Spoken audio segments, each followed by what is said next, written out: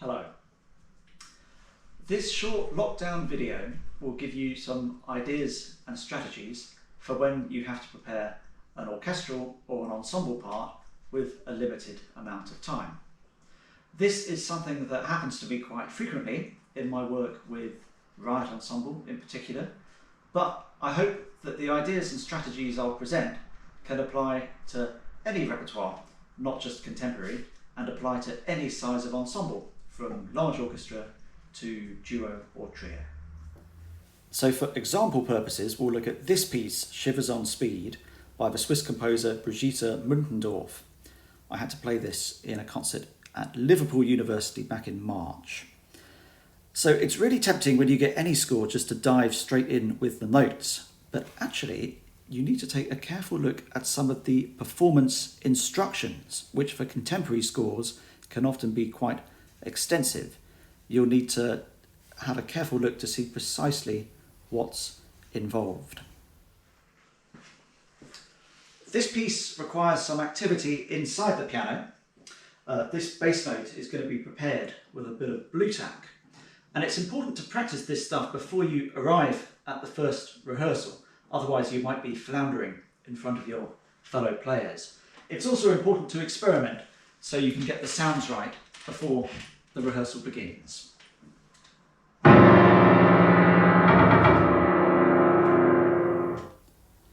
The tempo indication is perhaps even more important for ensemble music than solo repertoire, and you should expect when you turn up at the first rehearsal to be playing at tempo.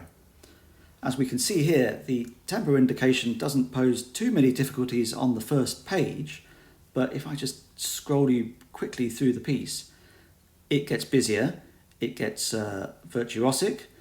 Rhythmically, there are some challenges. So what I would suggest is that you annotate your score to give you a clue as to where the meter falls, and then whatever division the conductor chooses, you'll be able to follow him or her as you progress through the piece in the first rehearsal. So here I'm just indicating where each quaver falls. I'm emphasising 1, 3 and 5 because I suspect the conductor is going to conduct that bar in 3, 4, and that's how it's beamed.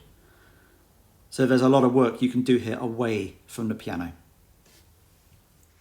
Then I need to make sure that I position the music in a way that allows me to see the conductor, as well as getting inside the piano as and when I need to. So here I've got an iPad stand and a brick on which to put it.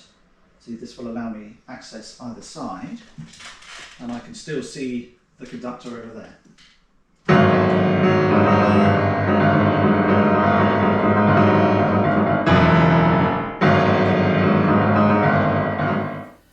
Elsewhere in the piece, the piano part, as you can see, is quite virtuosic, and passages such as this one can pose a real challenge if you feel you don't have sufficient preparation time. However, whatever preparation time and whatever the passage, it's a really good idea to consult either a recording or a score of the piece. So I've got a score here, and we can see that these tricky octaves, for example, here and here, correspond to what are glissandi in the other parts. So glissandi are fairly indeterminate. That gives you a clue as to how it's going to feel. More important, perhaps, are these accented notes, which, as you can see, come together in the other parts.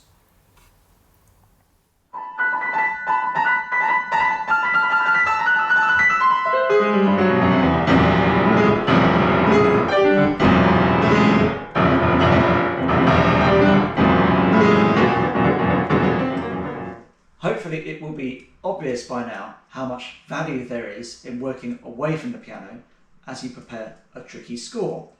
The more time you spend thinking about the practical setup, as well as making rhythmic observations and interpretative decisions in consultation with the score, the less time you have to spend sight reading and panicking. So if you get that last minute call from the orchestral office, or for that matter, a call from the Halle or the BBC Film, Don't pass up the opportunity to play great repertoire with great musicians. With clever strategies, you can make it work whatever the time you have. Thanks for watching.